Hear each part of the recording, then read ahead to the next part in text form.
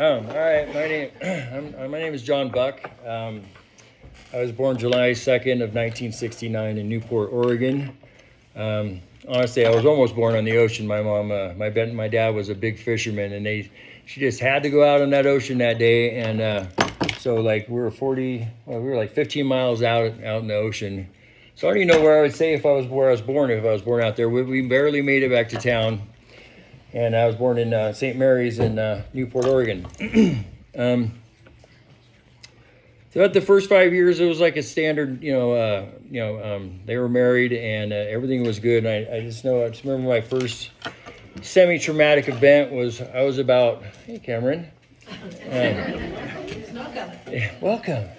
I think I was about 5 or 6, and my parents were having a giant argument. It woke me up out of bed, and I just remember coming out of my room, and I was looking, and my dad was smacking around my mom, and it was dragging her, I don't know, by her hair or something outside, and yelling about something about saying, I don't know what it was about, because I was so young, I didn't really comprehend it.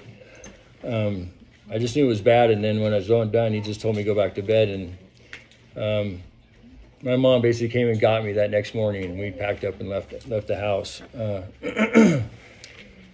My mom has always been there. She's been like just my biggest supporter, and so it was just us for a couple years through that, and she was just managing. We lived in this little apartment and stuff like that, and just managing life. And then she met my stepdad. He was a ex-military vet, went in Vietnam and stuff, so he was kind of a hard ass. But he was a real good dad to me. He took good care of me, and it was kind of a learning curve, because my biological dad, Ron, sorry, my stepdad, Larry, he was just kind of like, he was a big partier, drinker, and all that stuff, and I didn't learn, they also drank, my mom and my dad. He worked on the railroad and worked late nights and all that stuff, and like a lot of my younger memories was a lot of I just remember that my parents partying a lot. They did parties, and then when I would go with my dad on visits and stuff, we'd go to, he was a car salesman back in like the 70s, and he made good money and stuff, and so we would go to these parties and stuff, and people would be doing cocaine and stuff like that, and just drinking and partying, and so I kind of grew up with the thought that like when you get, when you're an adult, that's what you did. You drank, you partied, you had a good time, you did a lot of stuff, and I don't think they really had a big grip on drug addiction back then or whatever, and it was just something you did, and so I just kind of, that was my thinking of that was what you did when you got to be an adult, like pretty much everybody back in those days. I think I had my first drink of beer probably like, I don't know, 8 or 10, like we're camping or something, and Dad gave me a drink of his beer, and I was just like, oh, okay, cool, whatever. I didn't really get into drinking or nothing like that. We weren't real religious. Mom would take me to Catholic church and stuff like that, and it got to the point where when I went to high school, I didn't go to public school. I actually got sent to a Catholic high school, and I was there for 3 years. Did the really heavy religious stuff. Like, I had Bible class, every year, and that you studied the Bible, and we went to masses and all that stuff. So I was got into like the religion side of stuff, and it was that last year, because it was expensive, and I just remember my parents arguing about, my stepdad and my mom, about how much it was costing them, and so I decided that I go to public school, because they were just arguing about it. I was like, look, I'll just go to public school and like that. And so I went to Sheldon, where I started meeting everybody. And I was like, in high school, I was a high school jock. I swam on the swim team. I skied and all that stuff. And I was just like one of the jocks, and I did all that kind of stuff. Well, then I went to Sheldon, and I had so many credits that basically it was like I had 2 classes for that year, and I graduated early. Well, then I met all these friends I had from junior high. Well, they were kind of partiers. My little buddy Rez. I remember Megan. So we drank and stuff like that, and I remember doing my first line of meth. I think I was a senior, and it was over at Todd's house, and I went over there, and I did it, and fuck, I was just like on a rocket, you know what I mean? I was like, I think me and my friend Darren, we went to this place called Charlie's Pool Hall, and I think we played this pinball machine. It's called High Speed Pinball. I'll never forget that. We played for like 8 hours straight, just fucking getting into it. We're like, we're getting a high score. And I just kind of, it wasn't like an instant love thing for it. It was just like, it was just a fun thing to do. We got all high and stuff, but then I started doing other drugs and stuff, and I did, you know, acid and mushrooms and all that kind of shit, just kind of, and more of like in just a party scene, you know. I didn't really think about, I wasn't doing it on the regular and all that stuff. And I had this, I met somebody my senior year. She was a sophomore. Her name was Stacy. And she was like my little soulmate. I mean, like we clicked amazingly. And I mean, I ran around with like I ran around with a big leather jacket. I had a motorcycle. I was like in the bad boy club, you know what I mean? Like after all that jock years, I was like, fuck this. I'm going to go hang with all these partier dudes. And she didn't mind me smoking weed, but then she kind of found out that I was doing meth and stuff like that. And so she did not like that at all. And I kind of like liked her for that, because she was like, she kind of put me in my place.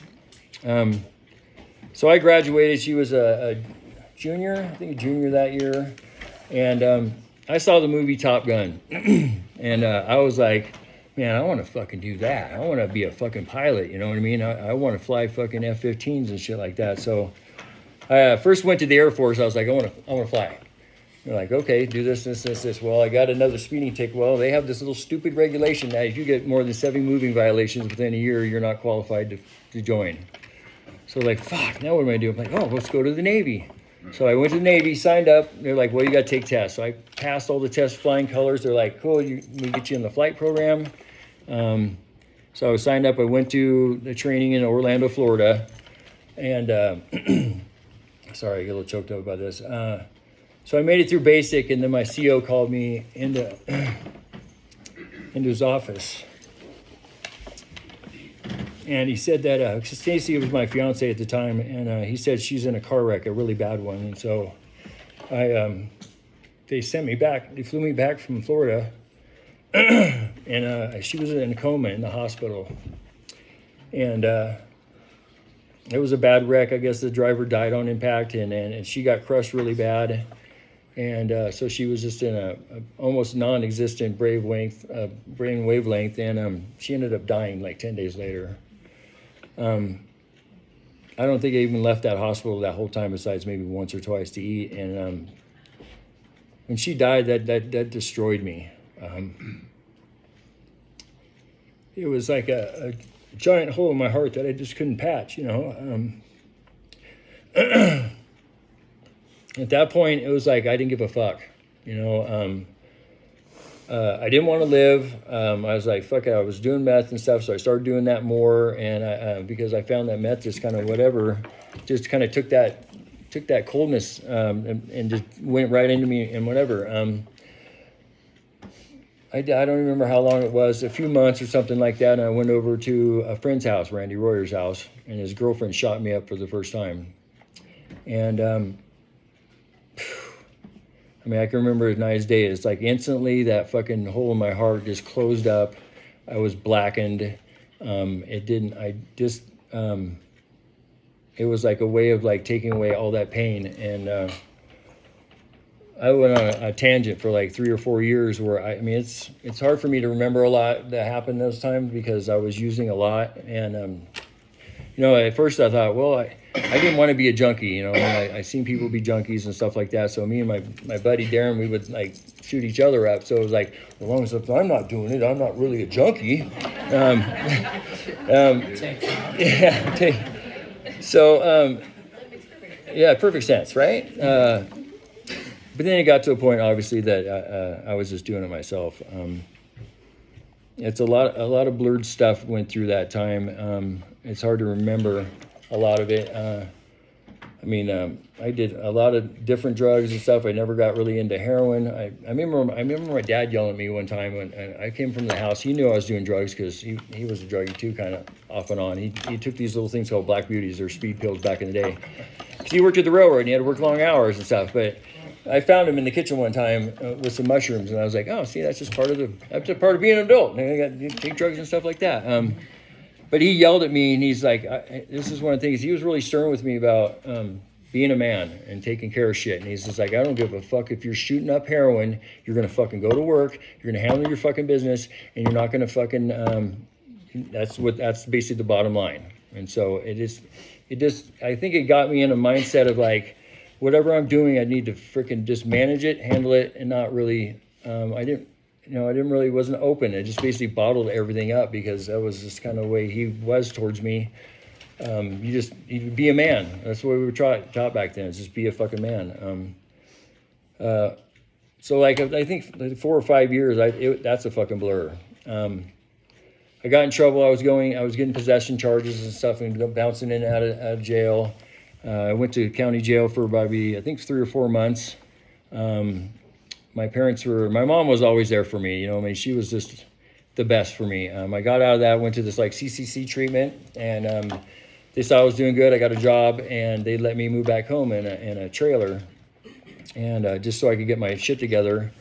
And I was like, okay, cool. Well, I lost that job probably from tweaking or something. I was the assistant manager of Cinnabon, so that was kind of interesting. Being showing about tweaked out in the morning, making Cinnabons in there. It's like, these are so good. But all my friends that smoked white weed, they were just like, are you coming by with them Cinnabons tonight? Yeah. So I moved to the house. I lost that job. I was, working, and I worked out this place, and I was running around with some people. I was still doing meth, mainly like dealing and stuff like that, but I knew a couple people that were making it, and I started to learn that little fucking trade.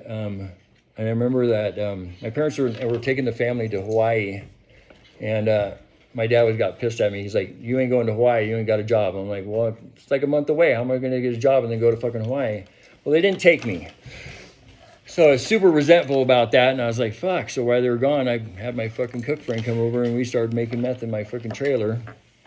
And just doing my thing, tweaking out. I remember this one time he came over, and I was fucking high as shit. I like climbed this tree outside my parents' house, and I'm up there. I'm like, I gotta look out. I'm like fucking looking out there with fucking binoculars and shit for cops.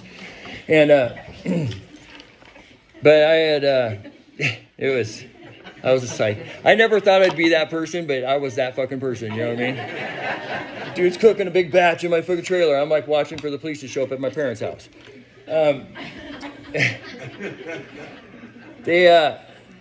So I had been doing that, because they were gone for almost 2 weeks. Well, I just got done doing another batch by myself. I had learned it and whatever. And I went to the store to get a soda.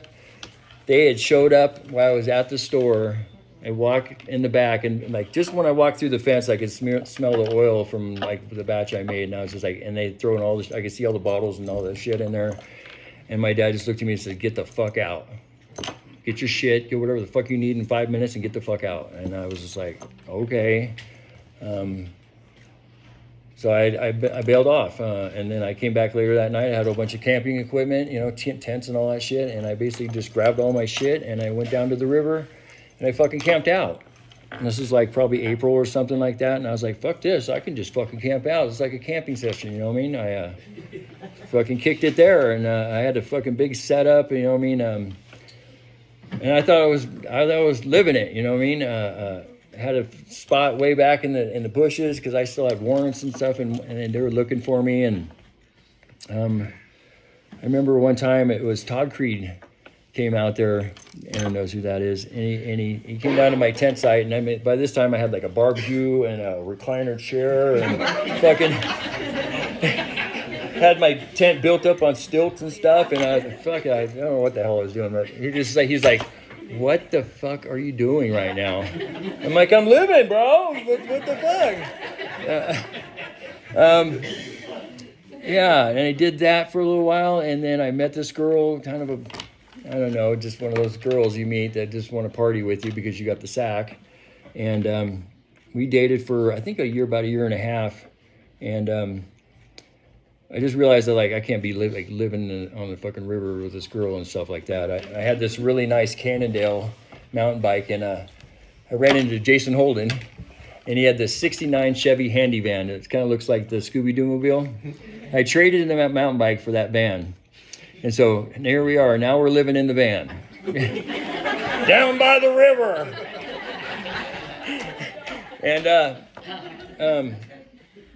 And we were just using and stuff, and I was still like dealing with stuff like that. And I remember she got pregnant, and I was like, oh fuck, what are we gonna fucking do now? And I hear I'm living in a goddamn van, and she's pregnant and stuff. And so this is one of those weird things that I look back and I'm thinking, God, was this God's higher power shot? So this is a weird story, but whatever. We were at that little store by Maxwell that goes up right before there. We're sitting there one night. I'm sitting by the side of the street, and I'm trying to make a phone call to my dealer. This fucking like 3 guys got out of this car, and I was like, okay. And he fucking walks up, and he's like, hey, I fucking know you. Well, I know the dude. I seen him on paperwork, and I was like, fuck you, you rat, and all that stuff. Well, this guy comes up behind me, tries to hit me with his cast, glances my head. I fucking kick his legs out. Anyway, all of a sudden, everybody's screaming, fucking call the cops, and they fucking buzz out, right? So we're sitting there, I fucking got a wound on my head and shit, and I'm like, look over to the ground, and there's a bag sitting there or whatever, and I go over there and I pick it up, and there's like a 2-ounce rock of fucking methamphetamine, and I was just like, holy shit, what the fuck? And then I realized why they bailed out. But I took that, and I fucking sold most of it and got us a fucking place to stay. And immediately after that, I called my mom up, and she was managing 6th Street Grill at the time, a restaurant, and I was like, I need a job. I need to fucking do something. This is not how it's going out. I got a kid coming, and she got me a job, cooking and stuff at a restaurant that she also managed. And I was trying to do good, using very little, not as much. Still kind of using, but not quite with the extent that I was doing before. Yeah, I came home. I remember I'd worked a double. I came home, and my girlfriend was fucking high. And I was like, what the fuck are you doing? That's, you're pregnant, what the fuck? And I was like screaming and yelling at her. And this is about 7 months along, and her water breaks. And I'm like, fuck, that's just fucking great. Now you're fucking high. I got to take you to the fucking hospital. So we jump in the car, run her down there, fucking drop her off inside. I got out of the car. By the time I got up there, she had Shiana, my daughter, and she was 2 pounds, 13 ounces.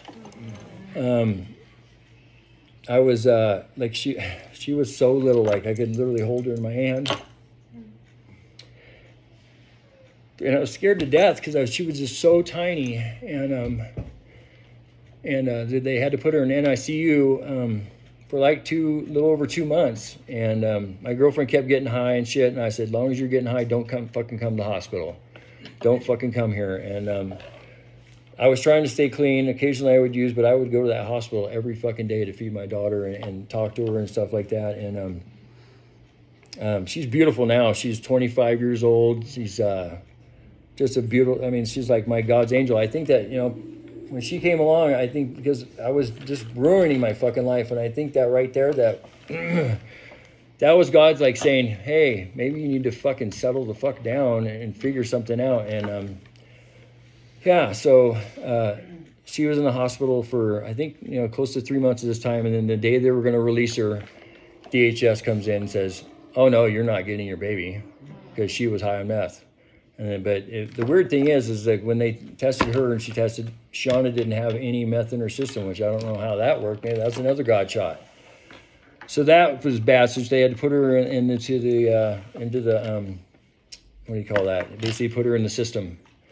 And that ruined me. I had, whatever visits, I had basically prearranged visits with somebody standing there over me, watching me with my daughter and stuff like that.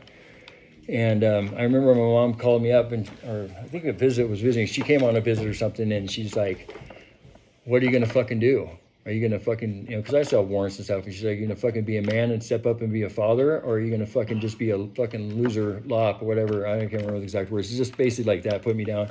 And I said, no, I'm not going to be. And so I basically went and turned myself in because at the time I was doing some criminal shit. I was doing forging and all this stuff and making, IDs for people to do forging. And I went one time and I cashed a check at one of the banks, right? And the detectives came in. This is one of the big warrants I had. And they're like, we know you're in this ring of forging and all that stuff. I'm like, I don't know what you're talking about. And they bust out the pictures. He goes, that looks kind of like you. And I basically looked at the pictures and I was just like, yeah, that kind of does look like me, doesn't it? And they gave me 30-something months, 34 months like that. And that was the first time I went to prison. It was in 99. And I did that. Went to the penitentiary at first because they always do that for you. And I'd been in and out of county jail I don't know how many times, just on simple shit. But I went to prison that time, and it was kind of an eye-opening. It was prison there is not real difficult. The penitentiary was kind of an opener because you're in there with murderers and fucking all that shit. But once you get to a minimum camp, it was no big deal.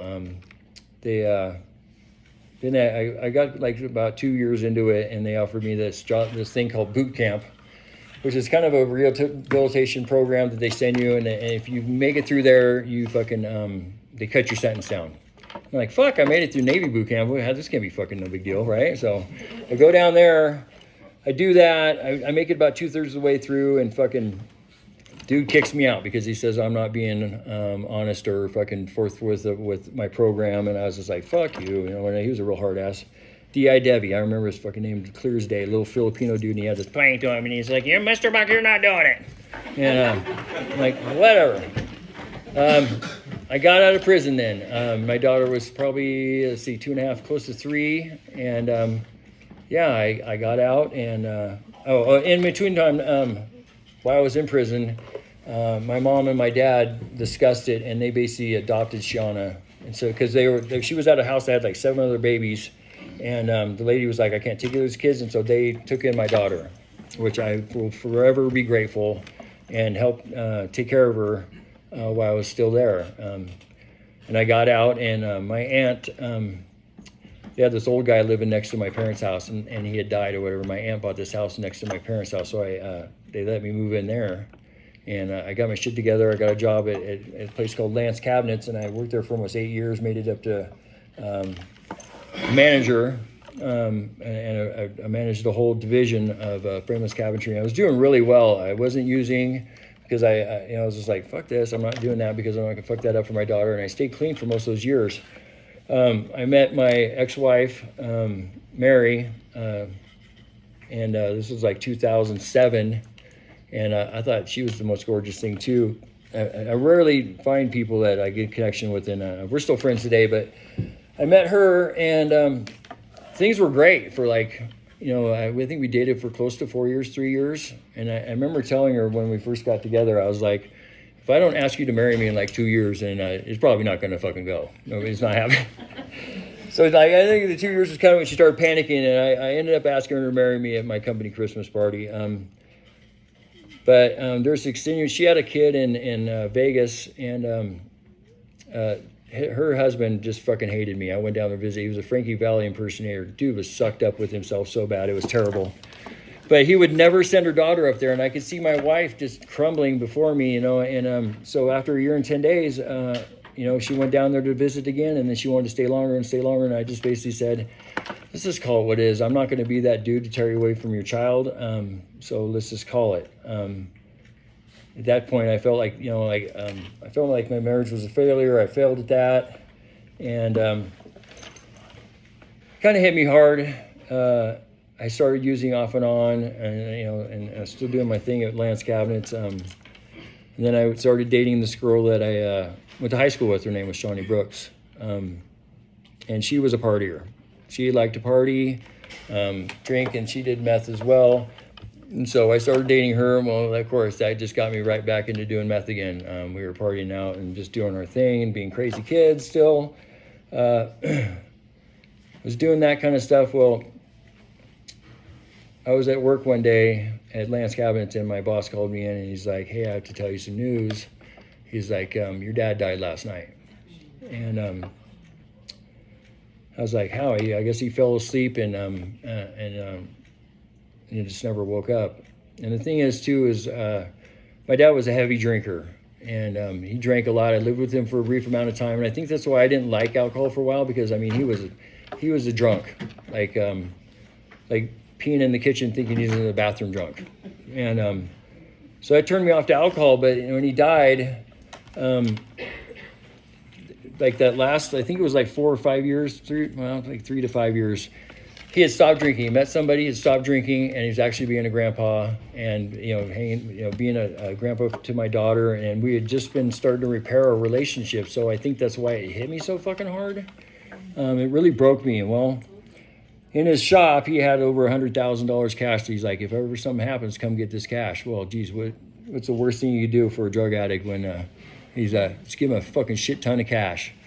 And that was just like open season on fucking going right back to using hardcore and dealing and all that shit. And on the fact of that, I had groups hanging out. I was riding with a club and just all kinds of bad shit. Well, when he died, I had this 36-foot RV. I had 5 cars, 4 motorcycles, ATV, like boats and all that stuff. And so the cops, somebody ratted on me, and the cops started watching my house. Well, when you look at my house and I have all this shit, they just thought I was Mr. fucking big dealer. And they were watching my house, and then somebody set me up. And they raided my house. I remember I had this fucking little girlfriend. She was a Filipino little girlfriend, and she was twacked out, right? I had cameras around my house. And one night she wakes me up. She's like, my PO is out there talking to your mom. And I'm looking at my watch. It's like 2:30 in the morning. Like, no, and they say, look in the camera. She's right there. And I'm like, that is not fucking happening, right? So that morning, she's like, there's cops at the door. I'm like, shut the fuck up. There ain't no cops at the door. And I looked at the camera, and they're stacked up along the side of my house, and they busted into my house. About 8 detectives and all that stuff. Well, they busted me with all my dad's guns. So I had about 17 guns. And, of course, I'm a felon, so that looked really bad. And they're like, where's all the big dope? And I'm like, I don't know what you're talking about. They found a quarter gram that wasn't even mine in the bathroom. So they couldn't pin that on me, but they did pin the fucking guns on me. And I was like, look, my dad just died, da-da-da-da. And they were like, we're running all that. And they tore apart my house for like 3 days, and they just really couldn't find much besides like a stolen car stereo and whatever. I was just like, whatever, dude. I had money, so I bought most of that shit. Well, this is on the next step to my next set. I had bought, and we had been up at this house up there in the hill. And they were making stuff, and they raided the fucking house, and my truck was there. And we all bailed out, and I had a couple ounces in the back of the truck, but they didn't find it. But anyway, the point being is within a week, I had this guy come in. He's like, hey, I got this fucking Wells cargo trailer. Let's go pick this trailer up. Shut up. And he's like, man, you give me $1,000. It's just sitting over here. It's got flat tire and all that. We just thought it was kind of abandoned. So I backed my truck up, fucking fill that thing up, and pull it away. Come to find out that there was a VA trailer, and like there was a whole bunch of collectible coins and stuff in there. Basically, I put it over $10,000.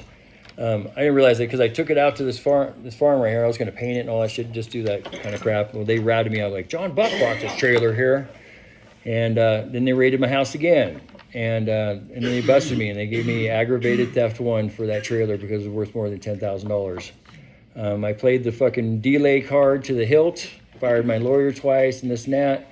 And then I realized that I was going to get my shit going. I basically ran off to Arizona because I know they didn't extradite from Arizona. Yeah. So I packed up all my shit into a truck and moved down to Arizona thinking, I'll get down there and get clean. Fuck you. Where's the worst place to go when you're trying to get clean off meth is not fucking Arizona, let me tell you that. The best, cleanest, cheapest dope ever. I had a place for like a few months, lost that, and again I was homeless, riding around on my bike with a bike trailer and a tent.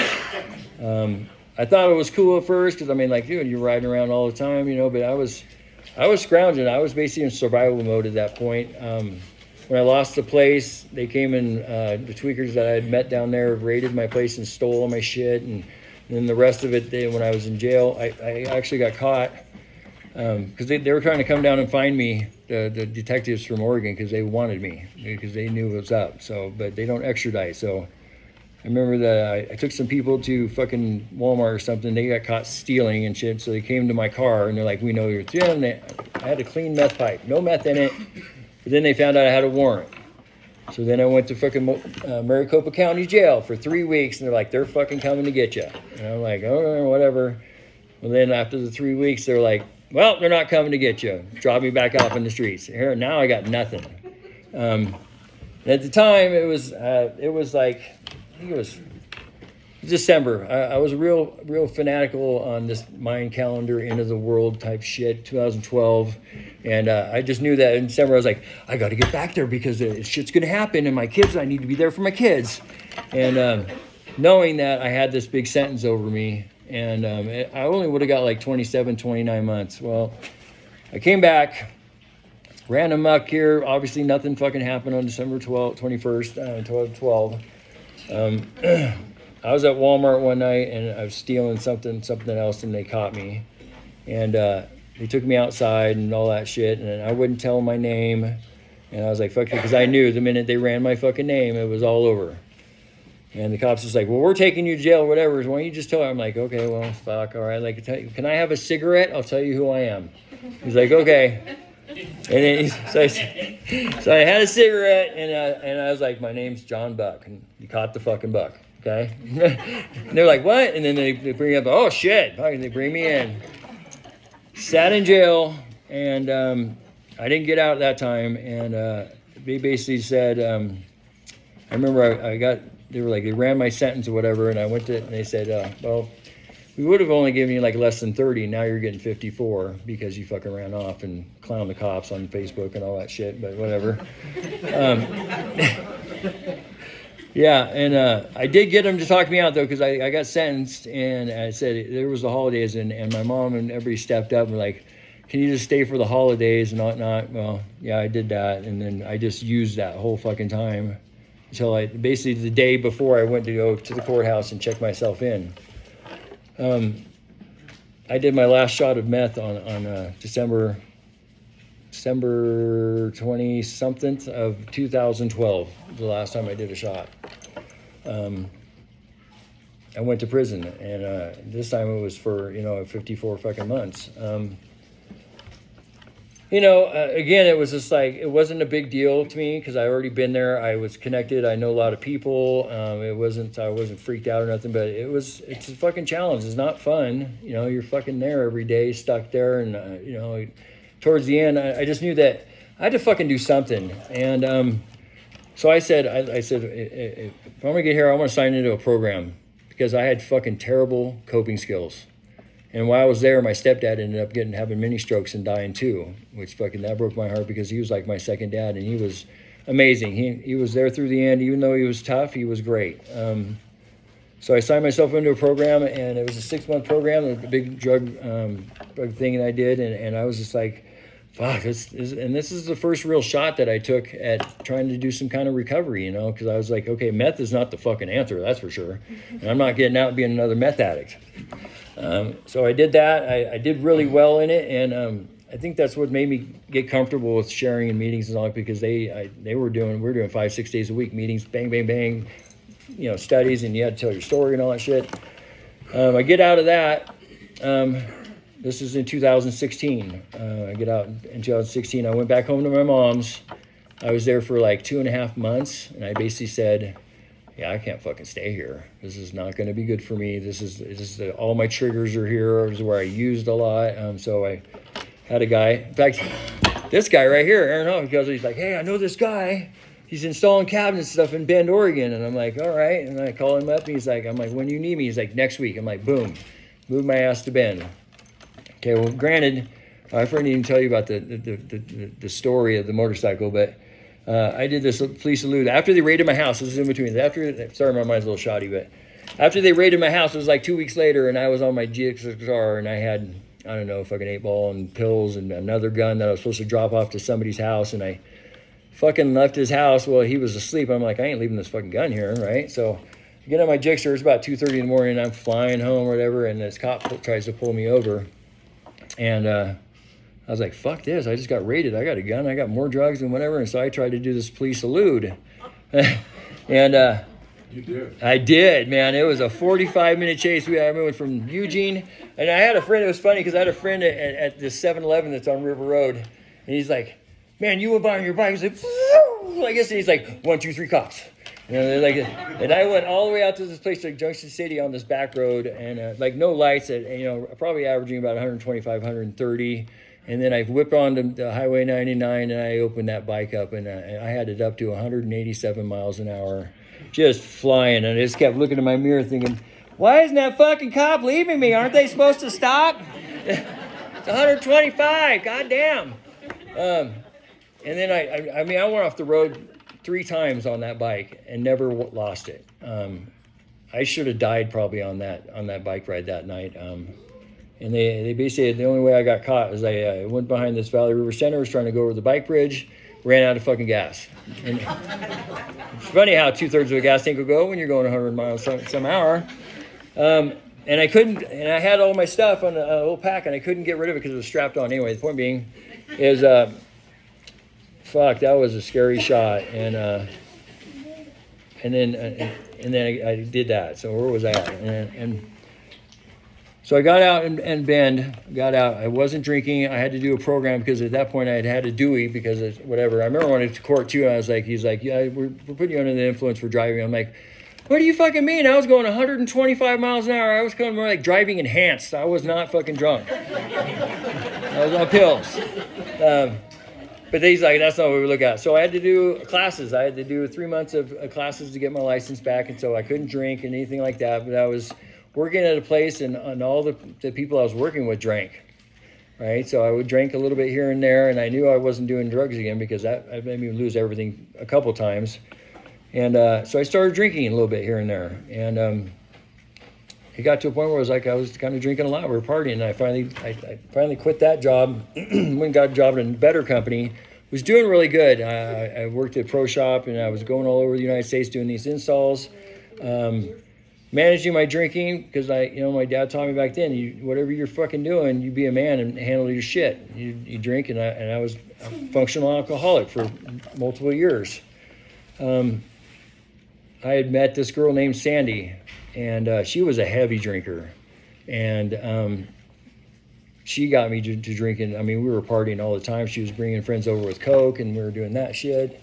And I just I fucking couldn't take it no more. So she lost her job, and after 3 months of sleeping on my couch, I was like, "You got to get the fuck out." I said, "This is not copacetic to my program, So I kicked her out. And then I just kept working and stuff, and I was just drinking after work, and a couple of beers here and there every night after work, and thinking, oh, okay, I'm cool, I'm managing, I'm doing my controlled drinking test. And I met this other girl. She was a singer, and she had just been 30 days sober, and I was like, yeah, I want to do that too. Let's do this. So I got sober with her, and I made it 211 days with her. Then we broke up. Because I don't know maybe the whole sponsor thing and saying, you shouldn't be in relationships for the first year. It doesn't matter. The point was we broke up.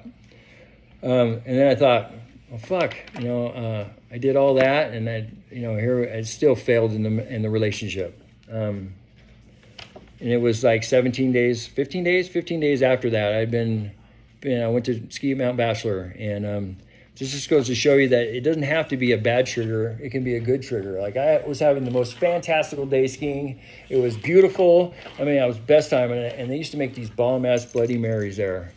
And I was just like, it was great. I was like, you know what? It's fucking 217 days. I'm gonna go down there and fucking have a Bloody Mary, right? So I had a Bloody Mary. It's great. Didn't do anything. Didn't drink that whole week. Went skiing the next weekend. Had another Bloody Mary. Well, when I had that Bloody Mary and left it there, I went and bought a 6-pack. And then all of a sudden, here we go. Now we're back on the fucking cycle again.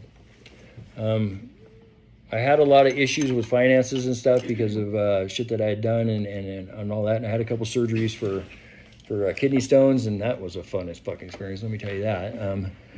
And so I rang up my bills, and me and Sandy ran up my credit cards, and so I was stressed the fuck out. And so that last year before my meltdown, I was just a functioning alcoholic. I was drinking every night. I literally drink, anywhere from 3 beers to a 6-pack, and occasionally I drink more. But then on the weekends, I was binge drinking. I was working at this company called CS, and I was doing 10, 11, 12-hour days. And by the time I got to the weekend, I was buying a fucking 30-pack. And all I do is sit there and drink the weekend away and sleep. And then be back to Monday again doing the stuff. I thought I was managing it I was more isolating. I wasn't doing all the fun stuff I did. I wasn't riding my Harley. I wasn't, kayaking and doing stuff with my friends that I used to do. It just got to a point where I just sat at home, drank. I didn't want to even go to the bars anymore because it was like, why spend all that money when I can buy a 6-pack for the price of 2 beers at a fucking bar?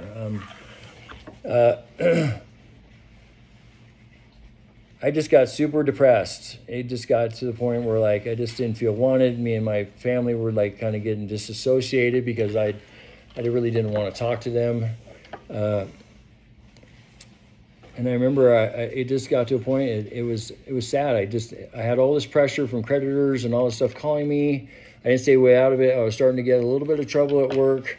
I was still doing my job proficiently, but I was calling late. And then there was a couple times where I like drank before I went to work and then basically bailed out because I was like, hey, I don't feel good. I gotta go, you know. So I had this concert I was going to. It was Five Finger Death Punch concert. I've always wanted to see them. I was just like, this is the fucking shit. And they did, and it was weird because they had just come out with this album called Afterlife. And I was like, ooh, wow, you know what I mean? And I was like, you know what? I'm going to fucking go to this concert and I'm going to be done. I had all my prescription pills. I went and picked up a full prescription of pills and I went to this fucking concert. I drank all the way up there. I was drinking through the concert, just fucking hammered. And this was going to be my last hurrah. You know what I mean? I'm going to go out after I get done watching this concert. I got in my car. It took me like an hour and a half to find my car. I parked out there. I basically had to leave let the whole place leave. I was even asking the cops, like, you see a white Durango?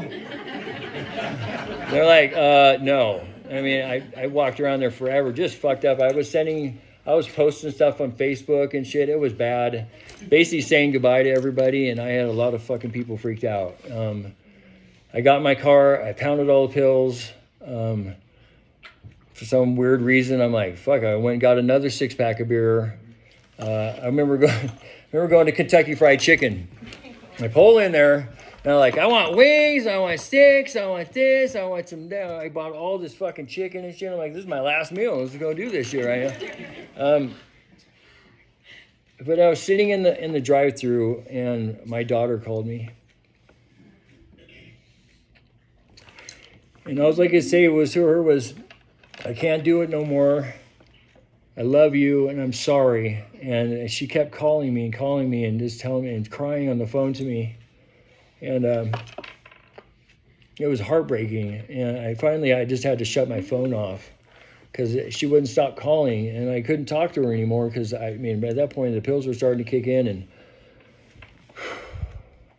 I was over it and I just was like, okay, I don't even know how the fuck I got here. I was like, okay, I just want to get to a mountain because mountains are my holy Zen spot. You know what I mean? Like, that's why I ski so much. And I was trying to get to Mount Hood and just die somewhere there. And I made it someplace and I pulled off the road and I just pounded my last 2 beers and passed the fuck out. And I didn't think I was going to wake up because I ate all those pills and all that shit. And I just remember waking up at, I don't know what fucking time it was, and I was throwing up all over in my car. And I was like, what the fuck? You know, I'm standing there just whirled out, and I like faded in and out of consciousness. I woke up that next morning, and I was like, I was so unfunctionable, and all I thought was, why didn't I bring my fucking gun with me? Because I would have just handled it right there. And I was going to bring it, but I thought, well, I don't be drinking and have a gun. I got to get to this concert, so I don't want to bring the gun up in case I get pulled over. So let's not do that. It took me 12 hours to drive from Portland back to Bend, and all I could think about was I got my 357 at home. I'm going to fucking just handle this business because at this point I'm embarrassed because it didn't work. I woke the fuck up. Now I was like, I'm following through because that's just what I do. I get home, of course I start buying beer on the way home. So I'm drinking all the way home because I gotta be drunk to do this shit because any sane person being sober probably would not shoot themselves. I get to my house, people have been looking for me because of all the videos I've been posting. And I drank. I basically wrote out the note, saying sorry and this and that, and I couldn't take it. I wasn't going to shoot myself in the head because I didn't want, my family to see that mess, but I was going to shoot myself in the heart and whatever. I had the gun cocked and all that. And again, I think all I can think is my higher power fucking stepped in and said, no fucking way. I passed the fuck out. People had seen my car at my house, and I had this guy named Braden came over to my house to check on me while I'm passed out in bed. My gun's cocked next to me. He's seen the note. He grabs that stuff and fucking calls the cops. And they basically come down and run me to the hospital for mental shit and all that. And I get to the hospital. They keep me there. I had a 0.28 at the time. This is, hours after I passed out. But so at the time, it was 0.28. I kind of faded in and out of consciousness, and I got up the next morning, and they're like, we're not releasing you till you go to some kind of treatment center. This is not going to fucking happen. And right then, I fucking surrendered. I was like, I fucking can't do it no more. I realized that the futility of what I was trying to manage and do and how fucking fucked up my life was, and it was just not working. And I called up Aaron here, and I said, you got to help me. I need fucking help. I just fucking something. They want to send me to these places here in Oregon that were like 21, 28 days, and they wanted me to drop $5,000, $7,000. Well, if I had $5,000, $7,000, I wouldn't be in a stressed out fucking position where I wanted to kill myself. So I was like, this ain't fucking working. Aaron makes some calls. He calls me right back. He's like, we're going to get you a bed. You get down, get your ass down here. So I booked a flight, 5 days. And he's like, whatever you do, don't be fucking drinking or don't be coming down or what, I don't even know how you put it. But, even after the hospital trip, I bought another 6-pack because when I got out, I was shaky. I couldn't fucking eat. I was just like, so I just said, okay, this is going to be my last 6-pack. I drank 2 beers that first night. I drank another beer that next night, drank another beer, and I threw the other one away. And this was like 2 or 3 days before I was supposed to fly out. And I was just like, I'm not going down there. I'm not going there drinking. I just had to get over that little fucking shakiness. I couldn't eat. I couldn't eat without having some kind of alcohol in my system. And that's kind of when I knew it was like, this is a fucking problem if I can't even eat, Came down and went to Lionsgate, Tokerville. Did residential there. I think it was the best fucking decision I ever made in my life. It took me about 30 days to get into it because, when you first get sober and you're still trying to fucking control everything you don't have no control over. And then Aaron came to see me and he's just like, just let that shit go, work on you. And same, my counselor was saying the same shit, but I wasn't really listening. But when this guy comes and talks to me because he's like my brother, I was like, okay. And that last 30 days, I really fucking put it to heart, and I was like, this is my time to fucking reset myself, find myself and set myself. And I don't know if anybody of you have been to Lionsgate and know Aaron Ward. He's kind of a hard ass, but Aaron just told me like he goes all these stories and he's like, there's always a golden nugget. And so he's like, just fucking listen to every word he says. And that guy had a major impact on where I went with my life. And when I left there, they wanted me to go to residential and IOP and all that stuff. And I was like, I got to go back to Oregon and get all my shit, my Harley and all that stuff's there. I didn't fucking, he was like, just let all that go. I'm like, no fucking way am I giving all that to go. You know what I mean?